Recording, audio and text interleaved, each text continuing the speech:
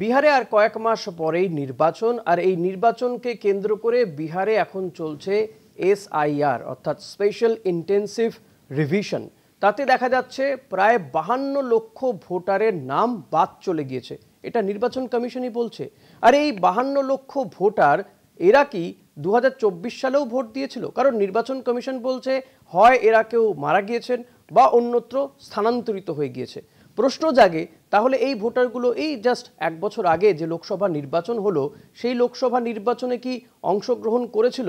করলে কোন দলকে দিয়েছে, বা কে এদের ভোট পেয়ে সাংসদ নির্বাচিত হয়েছে? যদি এই ভোটগুলো বাদ হয়ে যায়, তাহলে কি সেই সাংসদকেও আমরা বাদের খাতায় রাখতে পারি? তিনিই বা কেন বাদ যাবেন না, অর্থাৎ নতুন করে কেন আবার নির্বাচন হবে না? এটাই জানতে চাইবো জয়ন্তদার কাছ থেকে। এই বিষয়টা আরো পরিষ্কারভাবে বুঝে নিতে চাইবো জয়ন্তদার কাছ থেকে। জয়ন্তদা, যেটা বললাম আমি, যে 52 লক্ষ ভোটারের নাম বাদ চলে যাচ্ছে ভোটার তালিকা থেকে, তাহলে আমার তো প্রশ্ন বা সাধারণ মানুষের প্রশ্ন জাগে যে 2024 সালে তো এদের কেউ না কেউ ভোট দিয়েছে।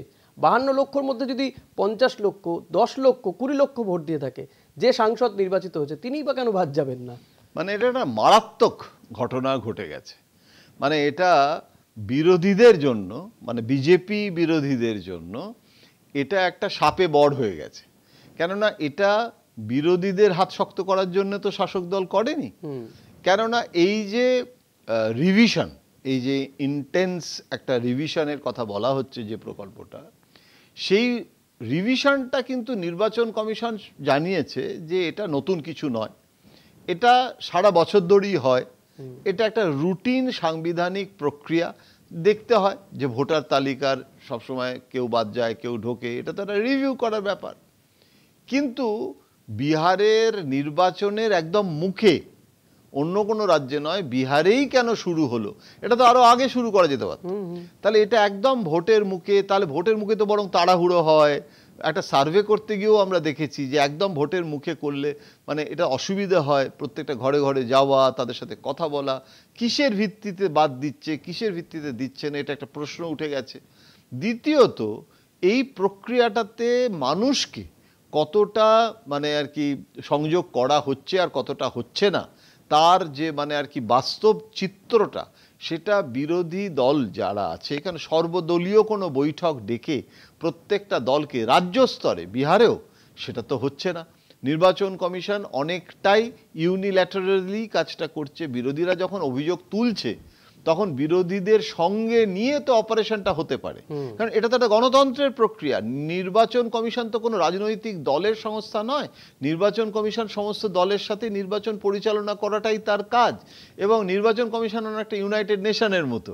সুতরাং এখানে নিরপেক্ষভাবে একটা স্বয়ংশাসিত সংস্থা হিসেবে এই যে অভিযোগটা উঠেছে তার ভিত্তিতে এখন তাদেরকে জানানো হতে হবে। কেননা মানে সংখ্যাটাও কম নয়, সংখ্যাটা 50 লাখের ওপরে চলে গেছে, 52 লক্ষ।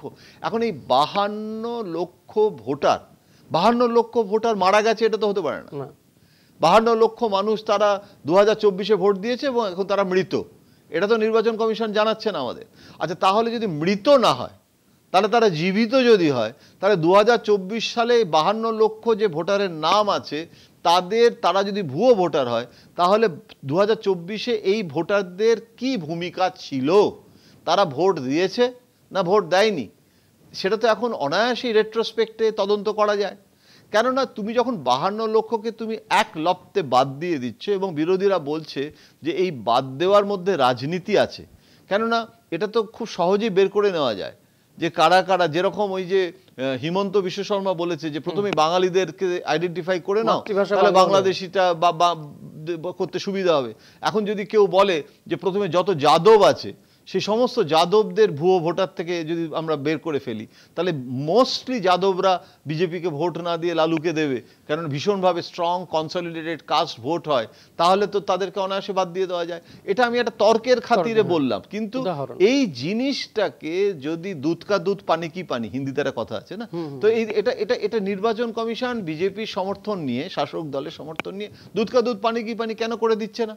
এটা সবার সামনে বলে দিক না যে 52 লক্ষ, এতদিন হয়ে গেল, এত অভিযোগ উঠছে, কেন নির্বাচন কমিশন নীরব? এবং একটা জিনিস কিছুতেই বিজেপিও বুঝতে পারছে না, যে এইটা বিহারের নির্বাচন, পশ্চিমবঙ্গ প্রতিবেশী রাজ্য, এই ঘটনাটা পশ্চিমবঙ্গে কিরম প্রভাব ফেলতে পারে এবং মমতা বন্দ্যোপাধ্যায়ের মতো একজন দুধে রাজনীতিবিদ এরকম একটা মানে আর কি ফ্যালাসি সেটা ছেড়ে দেবে, সে চোখে দেখবে না, সেটা সে একদম সঙ্গে সঙ্গে খপাত করে ধরেছে এবং বলছে যে এটা যদি বিহারে হয় তাহলে তো can spring far behind, if winter comes can spring far behind. হ্যাঁ, মানে এটা একটু একেন বাবুর মতো হয়ে গেল প্রবাদটা, কিন্তু যেটা বলতে চাইছি সেটা হচ্ছে যে যদি বিহারে ওখানে মানে শীত আসে তাহলে এখানেও কিন্তু ওই ভোটার তালিকার ভুয়ো ভোটারের এসে যাবে। তো সুতরাং সেটা মমতা বন্দ্যোপাধ্যায় ধরেছে এবং খপাত করে এবং প্রচার শুরু করে দিয়েছে। তাহলে এটা লাভটা কি হলো আমি এটাই বুঝতে পারছি না। এবং এটা নির্বাচন কমিশনের এখন এক্ষুনি উচিত একটা অল পার্টি মিটিং ডাকা এবং গোটা জিনিসটাকে ক্লারিফিকেশন দেওয়া। গণতন্ত্রর এটা দাবি, আমি জানি না শেষ পর্যন্ত কি করবে ওরা। দেখা যাক। অনেক ধন্যবাদ জয়ন্তদা। নিঃসন্দেহে সেদিকে আমাদের অতি অবশ্যই নজর থাকবে যে নির্বাচন কমিশনের ভূমিকা নিয়ে যখন প্রশ্ন উঠছে তখন নির্বাচন কমিশন আদৌ কোনো ক্লারিফিকেশন দেয় কিনা। আর এ রাজ্যে শোনা যাচ্ছে যে এসআইআর হবে, অগস্ট থেকে হয়তো শুরু হয়ে যাবে তার কাজ, সেদিকেও আমাদের অতি অবশ্যই নজর থাকবে। আপনাদের নজর থাকুক কলকাতা টিভিতে রাত দিন 7 দিন। সঙ্গে রাখুন কলকাতা টিভি ডিজিটাল।